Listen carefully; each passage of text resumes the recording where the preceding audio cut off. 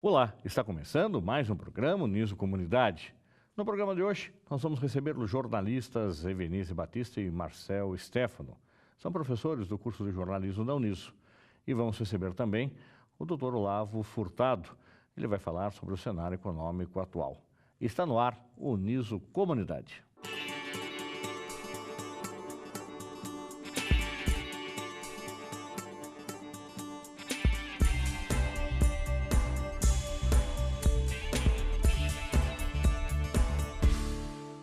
Começamos o programa Uniso Comunidade com a presença dos professores do curso de jornalismo da Uniso, Evenise Batista e Marcel Stefano.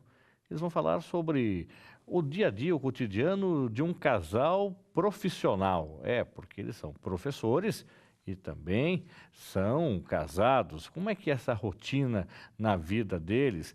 E tudo começou como ex-alunos aqui na Universidade de Sorocaba há um certo tempo. Então, ainda agora um programa especial de férias, no ritmo de Dia dos Namorados, de Dia de Santo Antônio, vamos conhecer um pouco do perfil dos nossos entrevistados. Vou começar com a professora Evenise, antes da gente entrar nas questões mais intimistas do casal, professor, vamos falar um pouco mais sobre a sua formação. A professora Evenise já esteve aqui conosco uma vez, mas já faz bastante tempo, até para quem não ainda a conhece. Queria saber por que a senhora escolheu o jornalismo, como é que surgiu o jornalismo na sua vida? Obrigada pela oportunidade de estar aqui mais uma vez. Eu acho que a minha história, a minha entrada no jornalismo é muito parecida com a de muitos alunos.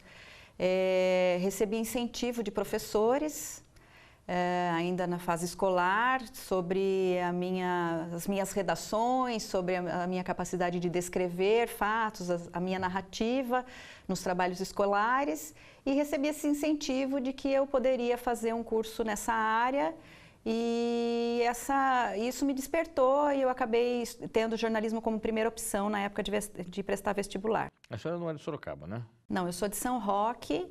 E aí, quando abri o curso de jornalismo aqui na Uniso, era o primeiro curso na região e eu prestei vestibular e entrei na primeira turma. Muito bem. E o professor Marcel?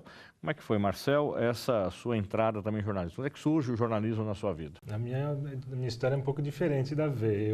Na verdade, eu queria relações internacionais. Esse era o meu curso que eu queria fazer, mas não tinha faculdade por aqui também.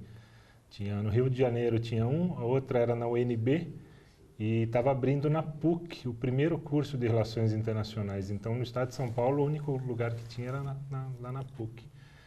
E eu fiquei em 37º na lista de espera da PUC, como era o primeiro curso... Primeira turma não ia ter tanta resistência, né? Logo percebi que eu não ia conseguir, apesar de estar numa lista de espera, né, pequena.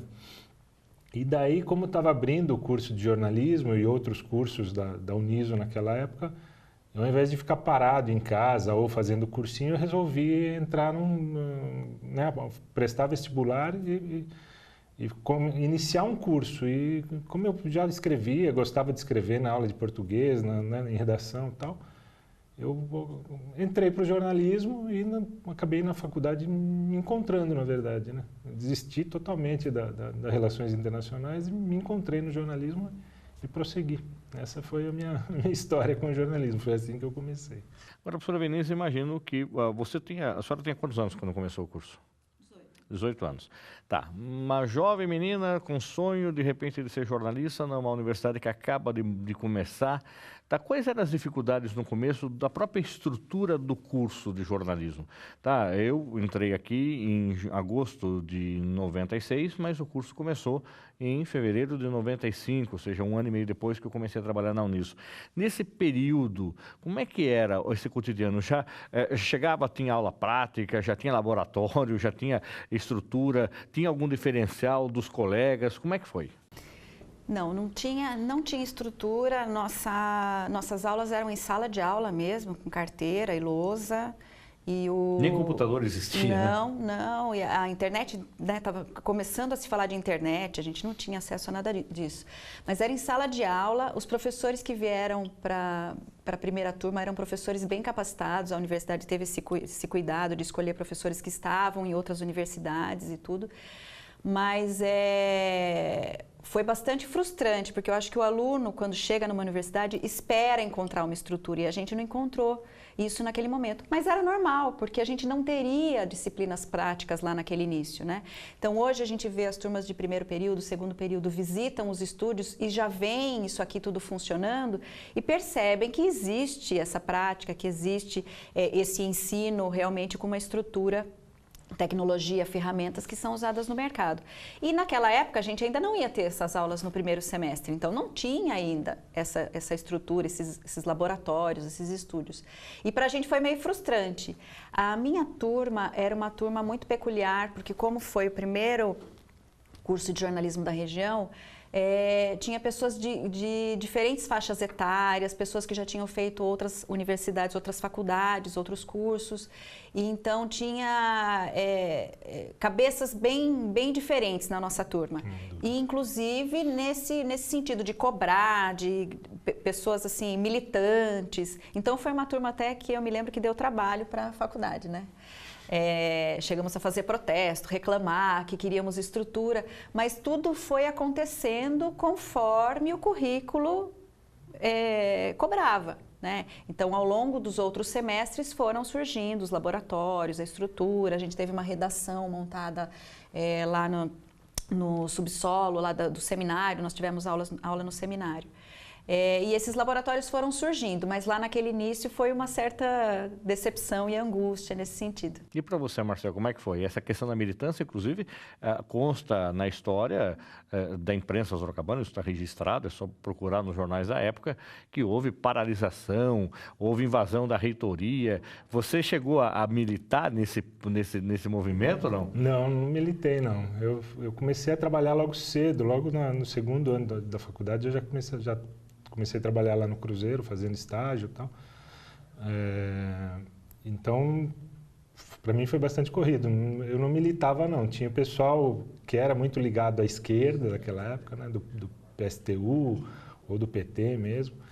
Eles que meio que agitavam a coisa. Mas não teve invasão. Mas a gente participou. Não teve invasão na reitoria? Não, teve um protesto em frente. Teve dois grandes protestos assim que aconteceram. Foram um que foi a paralisação da avenida, justamente por pedindo laboratórios, esse tipo de coisa. E outra foi a lavagem das escadas da reitoria. O pessoal com balde na mão e jogando água e com vassoura e rodo puxando água, né, protestando e simbolicamente tirando a sujeira, né? Essa era mas tudo isso era uma forma de protestar e pedir atenção, né? Você tinha 18 anos na época também ou não? Você era um pouco mais velho? Eu tinha 18? Não, eu era um pouco mais velho. 19. Eu tinha 20, por aí. 20, 21 anos mais ou menos. Com relação também a essa questão laboratorial, tal, você falou que já começou a trabalhar logo no começo. Como é que de repente era, não sei se o termo é correto, mas disputar mercado com gente que já tinha experiência e estava fazendo o jornalismo por uma questão legal, ou seja, havia necessidade do diploma de jornalismo para quem já estava atuando na área e você, sem experiência nenhuma, já entrar num jornal e trabalhar como estudante, junto com colegas desse nível, que lá na redação eram eventualmente seus chefes e dentro da sala de aula eram seus colegas. Eram vários fatores ali que influenciavam isso, né, Fernando? Por exemplo, existia uma certa facilidade porque os professores, às vezes o editor-chefe era o professor, né? O editor-chefe do jornal era o professor. Então, quando abria alguma vaga, alguma possibilidade, ele já chegava na sala de aula e falava, olha, tem essa possibilidade. Isso era um fator facilitador. A outra questão é que o Cruzeiro do Sul ele é muito legalista. Então, o Cruzeiro ele sempre age conforme tem que ser a lei.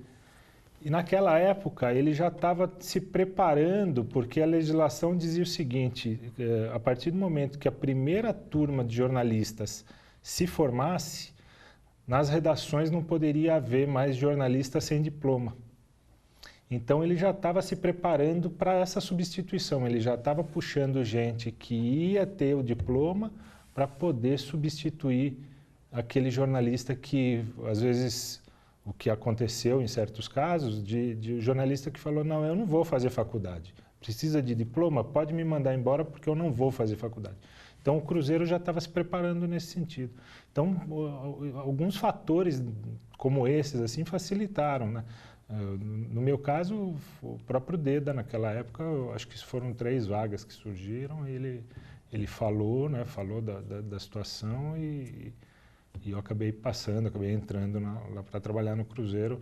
Mas é isso que você falou, né? Disputando, não é disputar mercado, porque a gente entrava para aprender, na verdade, né? Aprender mesmo ali, fazer na prática o que estava o jornalismo e o que a gente via em sala de aula na teoria ainda, né? Agora, a Ebenezer também, da mesma forma, você teve chance, logo no começo do curso também, de começar no Cruzeiro do Sul. Porém, uma estrutura que existia na época, você não entra para trabalhar na redação aqui em Sorocaba. Você foi ser correspondente na região, é isso? É. Que ano você estava do curso? No segundo também. Eu entrei em dezembro de 96, eu entrei no Cruzeiro. Meu registro profissional é dessa data. O Djalma Benetti, né, que é o Deda que o Marcel citou agora, era nosso professor de técnica de reportagem, se eu não me engano. E ele deu um trabalho que a gente tinha que fazer uma entrevista, eu fui muito bem nesse trabalho, ele chegou a conversar comigo e nesse trabalho eu entrevistei uma delegada de São Roque. Então ele ficou sabendo que eu morava na região. E aí um belo dia ele encontrou comigo na faculdade e perguntou, viu, é você que mora em São Roque, né? A gente vai abrir vagas no Cruzeiro para correspondentes, você toparia, aceitaria? Eu falei, claro, tudo que eu preciso é uma chance de começar, né? E aí, além de mim, mais 2 alunas, que também eram da região, uma de Itu e uma de Porto Feliz, também entraram nesse processo. Então, nós fomos contratadas, era um contrato proporcional, tipo, por 2 horas de trabalho, o salário que a gente ganhava. E a gente trabalhava na região, cobrindo o que acontecesse na nossa cidade. Então, eu entrei assim. Fiz isso 6 meses e deu muito certo, deu uma boa abrangência para o Cruzeiro nas cidades da região, aumentou o número de assinaturas, porque os moradores dessas cidades viam notícias da sua cidade publicadas e eles resolveram ampliar. Então, eles nos chamaram para oferecer uma ampliação do nosso contrato para repórter 5 horas, que existia isso, né? Repórter 5 horas, repórter 7 horas. Eu virei repórter 5 horas, mas eu tinha que pegar 5 cidades para cobrir. E eu aceitei, aí eu cobri 5 cidades que eram próximas da minha, né? Então, além de São Roque, eu cobri Mairim, Alumínio, Ibiúna e Piedade. Eu costumo contar que Piedade eu não sabia onde ficava. E aí o meu editor na época era o Homero, querido filho, e ele falou para mim assim, você não sabe onde fica Piedade? Eu falei, não. Ele falou, depois de Ibiúna, você vai achar. Então, era a referência. Era a referência que eu tinha. E aí eu tinha que cobrir essas 5 cidades. Tudo o que acontecia nessas cidades de importante, eu tinha que produzir material e enviar para o jornal. E eu entrei assim. Aí em 98 teve uma eleição para deputados, governadores e uma eleição de presidente. E o Cruzeiro tinha que reforçar sua cobertura de política. E eu vim convidada para trabalhar na redação. Então, em 98, aí eu fui puxada para a redação. Mudou meu contrato para 7 horas, eu virei repórter júnior na época. E aí eu vim trabalhar na redação. Aí já estava formada? Aí, não, último ano de faculdade. E aí eu fui cobrir essa eleição. Aí foi uma super experiência para mim, porque era correria de eleição. Foi muito bom. Muito bem. Então eu passei por esse processo. Estamos falando um pouco do começo, né, da vida dos 2 estudantes, do Marcel e da Ebenezer, no cotidiano da sala de aula, e de repente, passado o tempo, eles se casam. Será que foi lá que começou a paquera? Quem flertou com quem? Quem era crush de quem primeiro, usando o termo atual? Marcel, vamos começar pelo Marcel. Marcel, você já paquerava a Ebenezer, achava ela bonitinha, como eu brinco até hoje com ela. Você já estava paquerando outra menina e, de repente, a Ebenezer já tinha algum olhar também diferenciado para o grandão, que era o Marcel. Como é que foi, Marcel? Conta para mim. Bonita ver sempre foi, né? Mas eu não olhava para ela, porque ela tinha um namorado e eu tinha uma namorada. A gente se conheceu no curso. Na sala de aula? Na sala de aula, mas a gente era de turmas diferentes, né? No cotidiano nunca teve um envolvimento assim ali? Nada. eu andava com uma outra turma, a V já era mais certinha, né? Tinha uma turminha mais... Você era da turma da bagunça, da turma do fundão. Eu era da turma do fundão da classe, já era a turma da bagunça. E aí, Vinícius, como é que foi de repente? Se ele era da turma do fundão, da turma da bagunça, como é que foi de repente começar esse flerte aí? Então, não foi nada de repente, porque a gente fez a faculdade toda, né? 4 anos convivendo na mesma turma. Mesma sala de na aula? Na mesma sala de aula, mas em turmas diferentes, né? Eu sentava na frente, ele sentava no fundão. E, inclusive, a gente brinca que a turma dele fazia piadas com a minha turma, porque a gente era tudo certinho, entregava coisas no prazo, cobrava, né, que houvesse uma justiça nas notas e tudo, porque a gente se esforçava bastante e eles não. E então tinha musiquinhas, eles cantavam musiquinhas pra gente, era assim, bem... nada de convívio nosso. Aí nós nos formamos... nós fomos trabalhar juntos no Cruzeiro. Então, o que despertou nossa atração, né, nossa proximidade foi o convívio profissional mesmo, porque durante a faculdade não. Aí nós nos formamos, eu me lembro que na época da formatura a gente se aproximou um pouco mais, né, porque a formatura é uma realização tão importante para a vida da gente, do grupo, né? E a gente tem uma sensação de que é o fechamento de um ciclo, e é um fechamento de um ciclo, né? E tem uma emoção, então nós temos algumas fotos juntos no álbum de formatura e no último churrasco antes da formatura, o último churrasco da turma. Então nós temos fotos nessas ocasiões e fotos bonitas, assim, foto abraçando e tal, mas sem interesse afetivo, né? A coisa de colega de faculdade mesmo. E aí quase um ano depois de formados, é que surgiu assim a primeira brincadeirinha dele comigo e que eu respondi, assim, dando a entender que eu gostei da brincadeira e que aí a coisa deslanchou. E aí, Marcelo, aí a coisa deslanchou, foi quanto tempo de namoro até o pedido de casamento? Foram 8 anos de namoro. 8 anos? 8 anos de namoro. E daí chegou Aí inevitável. Aí é inevitável. Agora, como é que era essa rotina de trabalhar junto? De repente, no Cruzeiro do Sul, vocês trabalhando na mesma redação, também namorando. Como é que separa, tá, o profissional do colega de trabalho e, de repente, com a namorada? Eu não vejo dificuldade, foi super bem, não vejo dificuldade. Eu acho que o jornalismo tem um pouco essa visão um pouco mais liberal, assim, né? Lógico que você não vai você tem um trabalho para fazer, você não vai deixar o trabalho para ficar namorando dentro da redação. Mas uma coisa também que facilitava é que ela trabalhava na parte da manhã e eu trabalhava no final da tarde e durante a noite. Então a gente se via pouco na redação. Normalmente, quando eu chegava na redação, já estava no horário dela ir embora. Então a gente se via, papeava, sei lá, 5 minutos ali de coisas do dia e às vezes coisas até profissionais mesmo. E eu aí começava a trabalhar. Então a gente nunca teve essa dificuldade ou cobrança por estar deixando de, entendeu? De tá namorando em local de trabalho. Nunca houve isso. Para você também foi tranquilo, Vinícius? Não, eu achei péssima a experiência. Eu achei muito ruim. Tá. Não tenho boas lembranças, assim. Eu não achava... Teve algum embate? Teve algum problema? Teve algum preconceito? Eu não achava interessante ter o Marcel no mesmo ambiente de trabalho que o meu. Então, assim, mesmo que o horário não fosse o mesmo de trabalho, eu não me sentia bem com aquela situação de vê-lo em ambiente de trabalho, em conviver com ele no ambiente de trabalho. Hoje a gente faz isso, mas ele está na sala de aula dele, eu estou na minha. É só o percurso de casa até a universidade que a gente faz junto. Aqui dentro nosso trabalho é separado, participamos de algumas reuniões juntos e tal.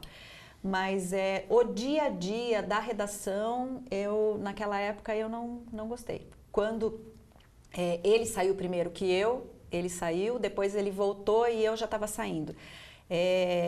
Quando houve essa saída dele, para mim foi um alívio. Ai, que bom, não vou conviver com ele no ambiente de trabalho todos os dias. Eu não achei meio maçante. Aí, por ironia do destino também, vocês trabalharam em outros momentos juntos, em alguma outra situação, na Prefeitura de Sorocaba, o Marcel trabalhou na assessoria da imprensa da Prefeitura, você não já tinha saído. Já tinha saído, não trabalhava. Porém, aí, vieram trabalhar juntos na universidade. Foi. Ambos acabaram optando pela carreira acadêmica, né? Eu gostaria que o Marcel falasse um pouco da sua titulação. Você é mestre, fez o mestrado, a Evenise também. E como é que foi, de repente, a oportunidade dos dois trabalharem juntos na Uniso? Começa, Marcel, então. Não foi nada pensado e planejado. Bom, eu sou formado aqui na primeira turma, depois eu fiz uma especialização e um mestrado em jornalismo científico lá na Unicamp, no Labjor. E como é que eu vim parar aqui? Eu estava no Cruzeiro do Sul, uma determinada tarde, e a professora Cátia, antiga coordenadora do curso de jornalismo, me ligou, porque o professor Walter, se não me engano, ia fazer um mestrado dele na Espanha. E o antigo professor, quer dizer, o professor João Negrão, que dava aula aqui na universidade, acabou me indicando por conta da minha especialização na área de jornalismo científico. E a disciplina que o professor Walter tinha uma certa ligação com essa disciplina, com essa titulação, né? E daí a professora Cátia me convidou. Então eu não conhecia a professora Cátia nem nada, ela me ligou, atendi, conversando com ela, ela falou, ó, tem tal disciplina, tá vagando e precisando de alguém com o seu perfil. Isso foi em 2010? Isso foi em 2009. Foi junho de 2009. Aí você ficou um período, saiu... Aí eu fiquei um ano, né? Fiquei exatamente um ano. Nesse período que o Walter estava fora. Fiquei até julho de 2010. E daí, em 2016, em julho de 2016, em agosto de 2016, eu retornei aqui para a Uniso. E você, Evenise, como é que foi a sua vinda para a Uniso enquanto professora? Fez o mestrado também? Eu saí do Cruzeiro, fui trabalhar na prefeitura com assessoria de imprensa e depois peguei uma função de gestão. Me interessei em fazer uma especialização em gestão de cidades e o Marcel me incentivou muito a fazer o mestrado. Então, eu devo a minha entrada no mestrado, inclusive a minha conclusão no mestrado ao Marcel. Porque não partiria de mim a iniciativa de entrar no mestrado. Mas eu acabei tendo esse despertar pelo meu objeto de pesquisa, que foi a gripe H1N1, né? Eu me especializei em saúde, sempre trabalhei muito com saúde, e eu cobri a gripe H1N1 como assessora de imprensa, né? Trabalhei na divulgação da gripe H1N1 como assessora de imprensa, e foi isso que motivou a minha entrada no mestrado. Ele me dizia, olha, se isso te impacta, te incomoda, te interessa, por que você não faz um mestrado sobre isso, né? Sobre a cobertura da imprensa a respeito da gripe. E ele me incentivou muito, eu acabei vindo para a Uniso, entrei no mestrado e no finalzinho do mestrado sofri bastante, fiquei em dúvida se eu deveria terminar ou não, e ele me incentivou a terminar e eu consegui fazer a minha defesa, fiz a minha dissertação e alcancei essa titulação. Minha intenção nunca foi dar aula, fiz mestrado para dar aula, né? Não era isso. Mas aí, em 2013, eu tinha me desligado da prefeitura de Sorocaba e a professora Cátia também, né, acho que por uma indicação sua foi, na verdade, me telefonou para assumir a disciplina de jornalismo digital, porque na prefeitura de Sorocaba eu tinha participado de toda a reformulação do portal, né? Nós saímos de um site e fomos para um portal. E aí eu vim para cá e comecei a dar aula em 2013. E aí eu dei aula um semestre, no segundo semestre não tinha disciplina para mim, em seguida eu voltei. Aí voltou a ter a disciplina de jornalismo digital mesmo e algumas outras eu acabei assumindo e estou aqui desde então. Você já adiantou um pouco que hoje a convivência profissional é diferente até da rotina do jornal, porém se voltaram a trabalhar juntos de novo, tá? Para você hoje, é mais tranquilo, é mais amadurecimento de você estar trabalhando com o Marcel novamente nessa convivência do dia a dia de sala de aula? Perfeitamente. Eu acho que tem um pouco dessa questão do amadurecimento mesmo e porque é uma convivência diferente, né? A gente atua com a mesma função, mas não junto, né? A gente não está trabalhando junto, não tem desafios juntos. Marcel, para você também é tranquilo hoje? Também, bem mais tranquilo, né? E acho que essa questão do amadurecimento pesa muito, fala muito, né, Fernando? Comparando com o jornal, da época do jornal. A gente era mais jovem, eu era bem mais jovem, então tem aquela coisa de querer ficar junto, né? De ficar próximo, à medida que a idade vai passando e o amadurecimento vai passando, vai chegando também, você já não tem tanta... A nossa convivência é em casa, né? Não é tão... Você não necessário ficar dentro do trabalho. né? A gente no jornal, por exemplo, a gente não era casado, né? Nós tivemos uma convivência lá como namorados. Então a gente não vivia junto, queria ficar junto quando estava próximo, quando tinha oportunidade, queria ficar junto porque éramos namorados. Agora a gente é casado, a gente fica em casa a todo momento. Então é bem diferente, são situações bastante distintas. E em casa, em todo momento, temos aí trigêmeos que com certeza alegra a vida do casal. Como é que foi, de repente, essa expectativa, esses sonhos de engravidar, de ser mãe e receber a notícia de trigêmeos? Nós casamos em 2007 e uns 3 anos e meio depois a gente já começou a tentar engravidar, né? E não aconteceu, aí foram 2 abortos, não acontecia, eu tive muita dificuldade para engravidar, porque eu tenho endometriose. E até que em 2015, final de 2015, eu reconheci que eu precisava de um tratamento mais complexo, né? E foi a fertilização. Aí nós fizemos fertilização e colocamos 3 embriões e a chance dos 3 ficarem era de 3%. Então, quando o médico me falou, vou colocar 3 embriões e a chance deles ficarem é 3%. Falei, tudo bem. 97% não. Não. E aí, no primeiro ultrassom, já apareceu que estavam os 3 e a gente já começou a se adaptar, né, com essa ideia. Mas sem imaginar como ia ser, né? Eu brinco que ainda bem que eu não imaginava que ia ser tão difícil. E aí eles chegaram em 2016, estou errando as datas. Então os bebês chegaram em 2016, foi quando o Marcel voltou para cá para assumir minha licença maternidade, né? Eu saí em agosto de 2016, já de repouso, porque a gestação de múltiplos é uma gestação de risco. E os bebês nasceram em setembro e estão aí na nossa vida hoje com 1 ano e 9 meses, exigindo muito da gente, mas multiplicando o nosso amor todo dia, porque é uma relação maravilhosa, encantadora. E você, Marcel, pai, imaginava ser pai de 1 e pai de 3 de uma vez só. Você é um pai presente, ajuda, troca fralda, dá mamadeira, dá banho. O que for preciso, Fernando. Eu estou sempre presente, atendi eles bem no começo, quando eles chegaram em casa, né, porque eles nasceram bastante prematuros, tal, e quando eles vieram para casa, atendia eles o dia todo e eu atendia de madrugada. Então, nós tivemos que, até falo isso para ver, a fase em que eles passaram pela UTI foi uma fase de aprendizado para a gente. Se nós tivéssemos 3 crianças da noite para o dia em casa, acho que a gente sofreria muito mais.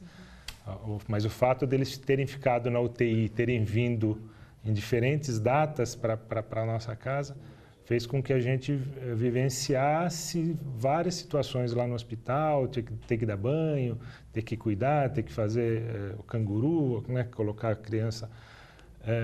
Então, isso acabou facilitando de certa forma, mas eu atendia as crianças sempre de madrugada. E hoje eu estou muito presente, continuo bastante presente, adoro, gosto deles demais, assim. E já foi mais difícil, né? Atender as 3 crianças já foi mais difícil, mas hoje eles estão com 1 ano e 9 meses, então já estão se comunicando, falando, estão reclamando, e estão correndo, né? Já estão hoje está bem mais fácil, mas já foi mais difícil, sim, tratar isso, né? Assim, não sei se era uma preocupação minha, eu tinha muita dificuldade realmente em saber o que eles estavam sentindo, né? Então, enquanto eles não falavam, só choravam, eram muito pequenos, para mim era uma preocupação tremenda que esse período passasse. Hoje está Mais tranquilo. A tranquilidade total. Vinícius, você faria alguma coisa diferente? Paqueraria o Marcel mais cedo? Ou teria olhado o Marcel logo nos primeiros dias de aula? Porque a gente sabe da felicidade do casal hoje, dessa união. Tá? De repente você fala, puxa, se eu tivesse lá atrás já olhado para ele, será que já teria começado de forma diferente? Ou você acha que foi no momento certo, na hora correta, que as coisas aconteceram? Eu acho que foi na hora correta. Eu acho que foi. Não mudaria nada. Na verdade, eu penso assim, se eu soubesse que ia dar tão certo, talvez eu tivesse despertado para a vontade de casar antes. Então, eu casei com 30 e ele com 31. E não que eu ache tarde casar com 30 anos, mas nos anos anteriores... Ainda tinha uma dúvida, será que é para casar? Será que a gente vai ficar junto? Né? Teve dois intervalos aí, a gente terminou, né? 8 anos de relacionamento. Ele terminou comigo 2 vezes, verdade. Aí eu falei, se você terminar a terceira vez, eu não volto nunca mais. Aí não terminou. Aí casou. Aí eu pedi em casamento. Aí, talvez isso, mas acho que não precisa mudar nada na nossa história. Você também, Marcelo? Também. Não teria paquerado antes? Não teria olhado, não teria brincado antes, zoado antes? Acho que não, Fernando. Foi tudo tão tranquilo e tão natural, assim, porque, sabe, é impressionante como na nossa história, a gente tem alguns momentos, assim, de apesar de estar separados, mas algumas fotos que marcaram a gente. Tem uma história no churrasco, né? Eu sempre brincava, todo churrasco de faculdade eu pegava as pessoas e jogava na piscina. E daí no último churrasco, eu acho que eu nunca tinha jogado a Evenise na piscina. Ele nunca tinha encostado em mim.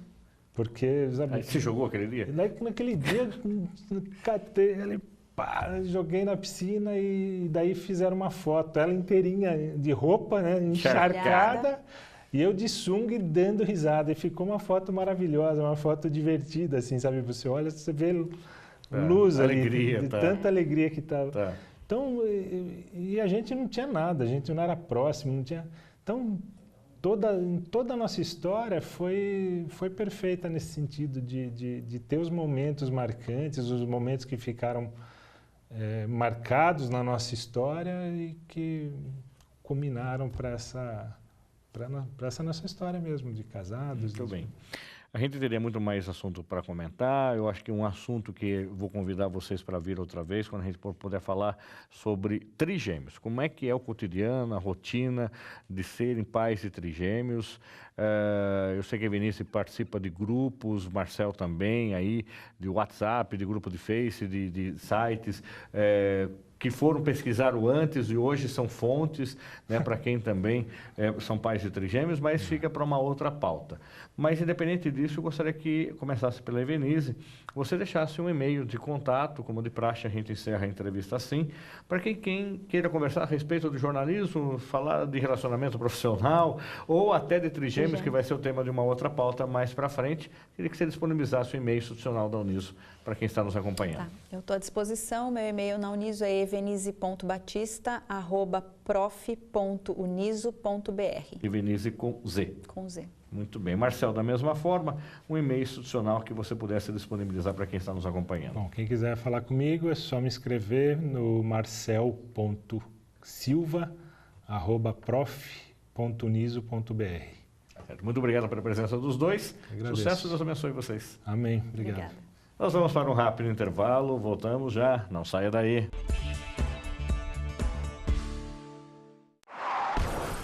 A cada 1000 atropelamentos, apenas 9 saem ilesos. É na faixa que o respeito pede passagem. Pedestre, sinalize com o braço estendido a intenção de atravessar na faixa. Condutor, freie para que o pedestre passe com segurança na faixa. Use o pisca-alerta para avisar o veículo de trás da sua intenção de parar para o pedestre. Com atitudes simples, fazemos um trânsito melhor.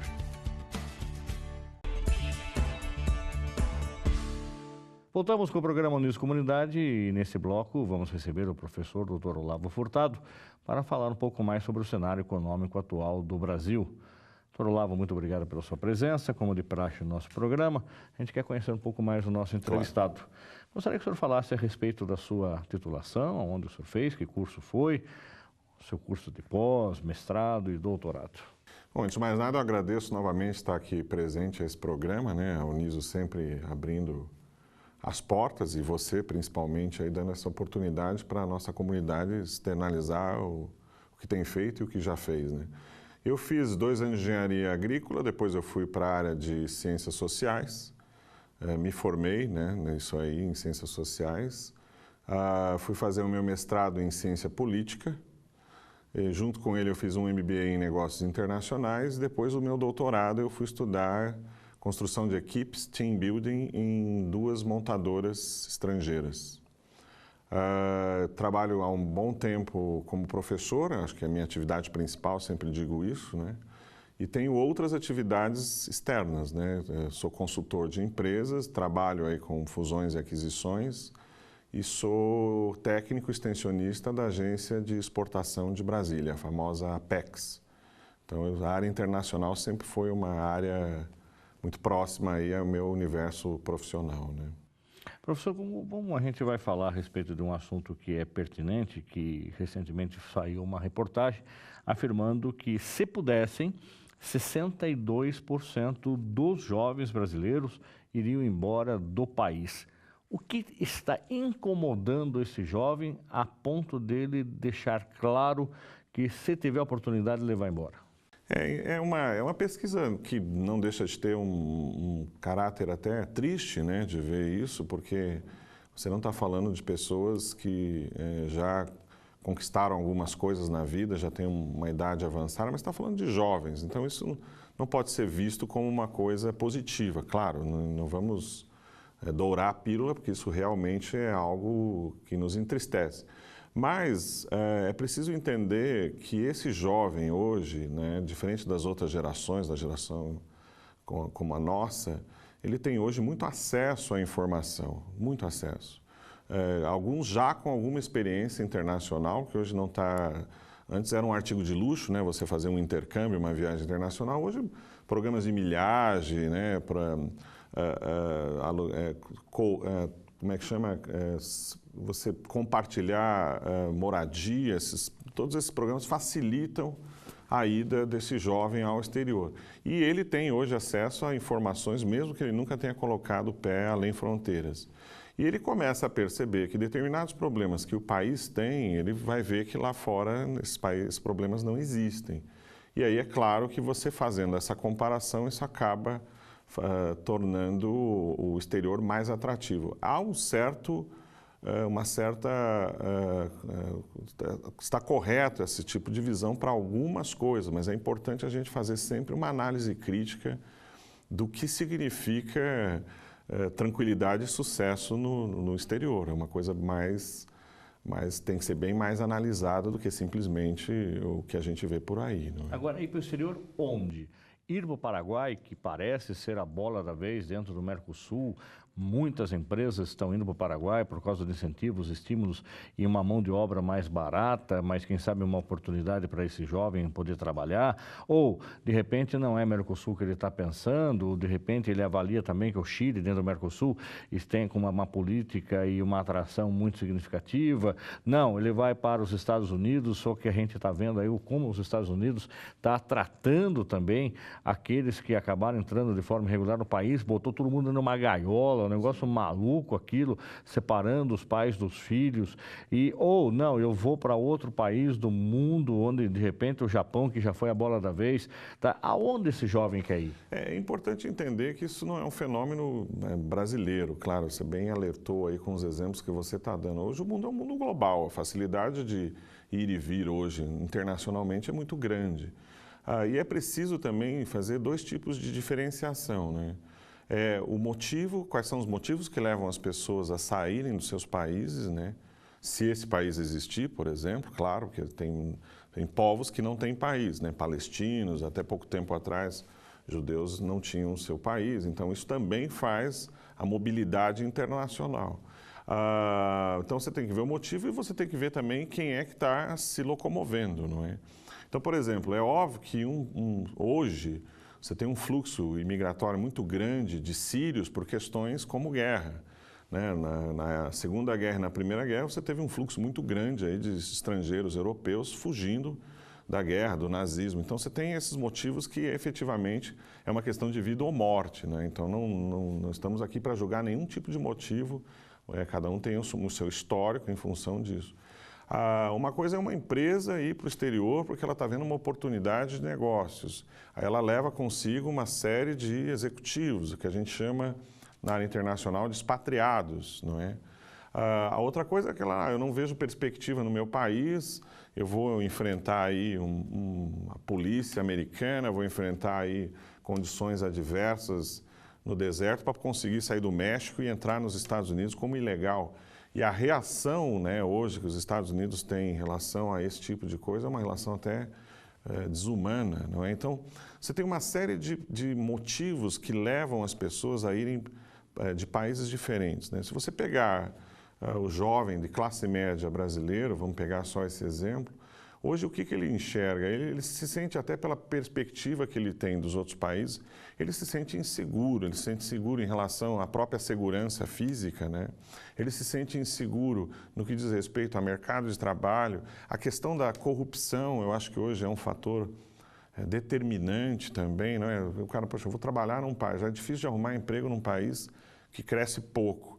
Vou arrumar um emprego num país, pagar meus impostos para as pessoas desviarem esse dinheiro. Então, você tem uma série de fatores e variáveis que vão fazendo esse ecossistema de que, no meu país não é bom, eu preciso ir para um país diferente. Há de se tomar muito cuidado com esse tipo de observação, porque eu costumo dizer o seguinte, né? Claro que o Brasil tem problemas, é natural que ele tenha problemas, mas a gente nunca pode ir para um país, desejar ir para um outro país por causa da negativa do seu país de origem.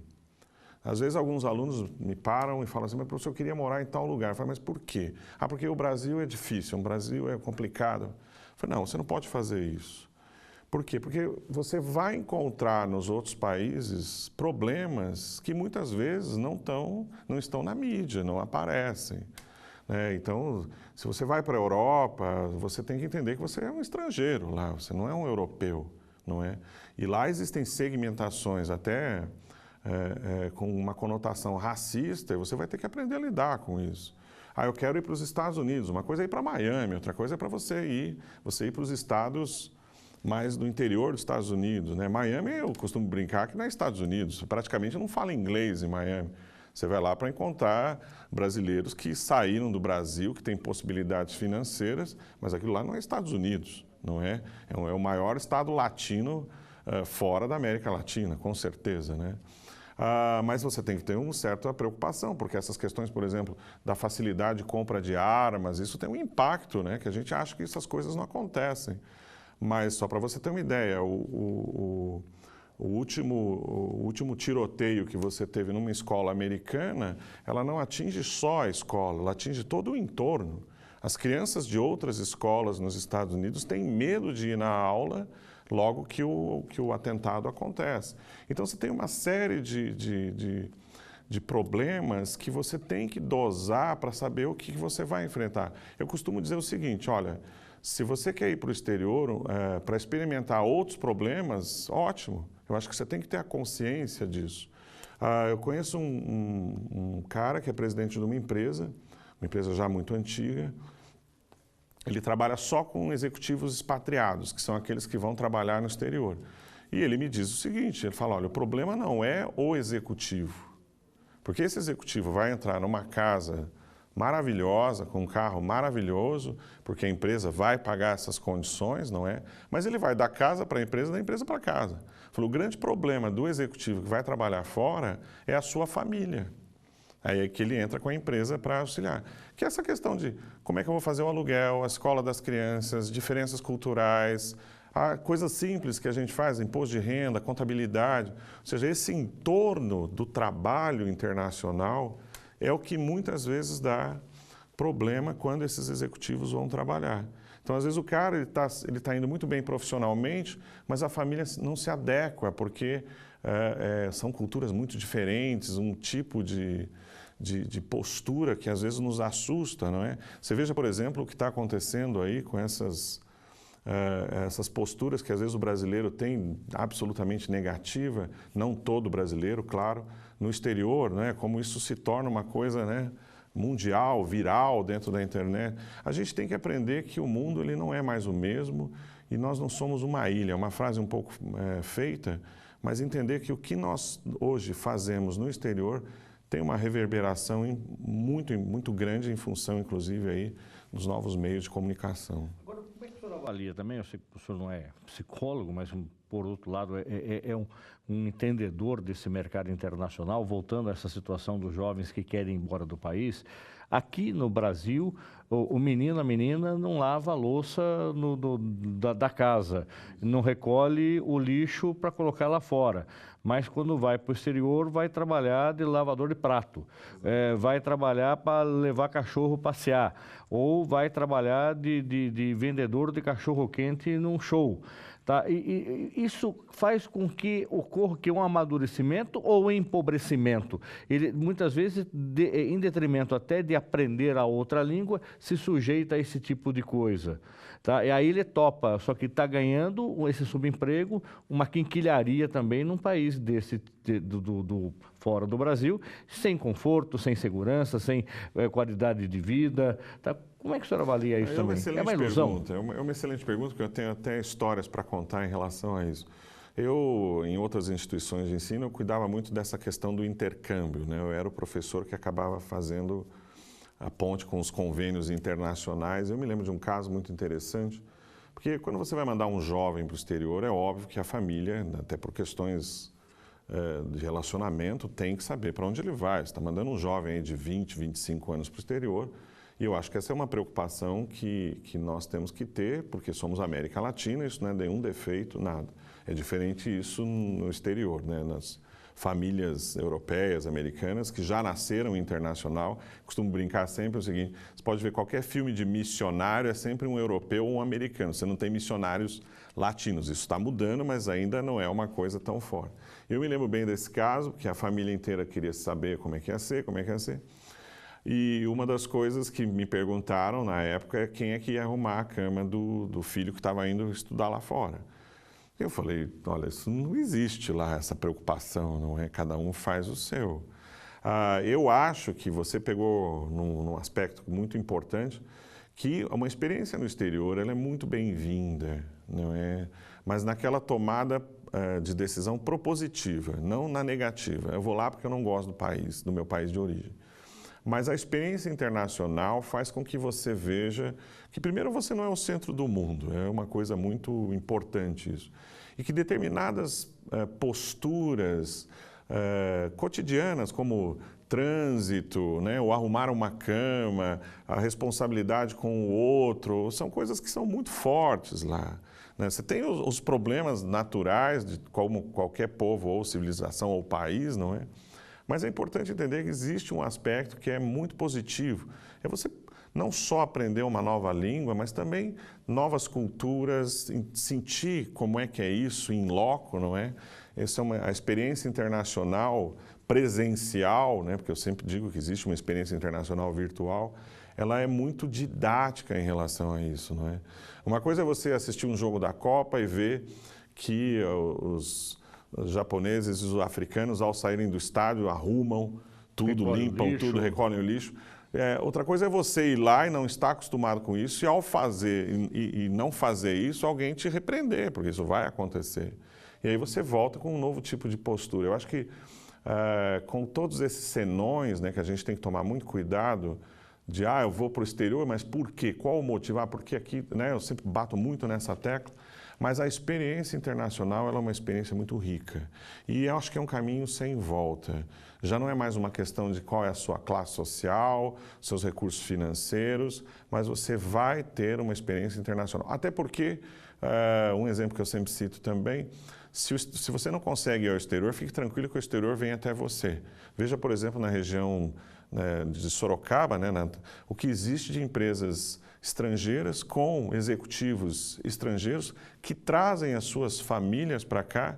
Então, hoje você está tomando café numa padaria com os seus colegas de infância e é capaz de encontrar ali tranquilamente uma família de chineses expatriados que trabalham aí nas multinacionais que estão aqui na região. Então, acho que isso é uma questão, um caminho sem volta e nós temos que aprender a lidar com isso. Professor Olavo, com certeza teremos muito tempo para conversar, teremos muito assunto para conversar, mas o tempo, felizmente, é curto. Nós queremos fazer um programa especial com o senhor, com um tema que seja pertinente ao nosso cotidiano. A gente percebe que, neste ano que nós vamos ter eleição, nós estamos vendo aí uma falta de interesse total nisso. Algumas discussões do tipo, não vote mais em quem já está, Sim. Vamos trocar todo mundo, vamos votar em todos os desconhecidos, da mesma forma que muita gente não está animado com a Copa do Mundo que está acontecendo. Sim. Enfim, vamos tratar desse tema depois. Eu quero remarcar com o senhor uma entrevista especial para a gente tratar dos assuntos do dia a dia. Lembrando que o professor Olavo também, ele é um dos colaboradores da Band FM em Sorocaba, então todas as quartas-feiras no Jornal da Band, né, é possível Exato. Ouvir lá o professor Olavo participar desse programa. Independente disso, professor, quem quiser conversar com o senhor, bater um papo, trocar uma ideia, ou quer conhecer um pouco mais desse trabalho que o senhor desenvolve na Uniso, convidá-lo para uma palestra, como é que é a forma mais fácil de achar o senhor? Eu costumo solicitar que entre em contato com a assessoria de comunicação aqui da Universidade de Sorocaba, que é uma assessoria muito competente, sempre estão entrando em contato comigo, mas eu também tenho um e-mail pessoal que é olavo.furtado@prof.uniso.br. E aí fique à vontade também para entrar em contato por esse e-mail. Muito bem. Professor Olavo, muito obrigado. Sucesso para o trabalho que o senhor desenvolve. Eu que agradeço sempre essa oportunidade, a todo o pessoal da técnica aí, e você especialmente, que sempre tem me dado grandes aberturas aí. Muito bem. O programa Uniso Comunidade vai ficando por aqui. Se você quiser entrar em contato com a nossa produção, é só acessar o Facebook, Uniso Comunidade, curta lá. E você também pode rever esse e outros programas acessando o nosso canal no YouTube, é a TV Uniso. Até o próximo programa. Até lá!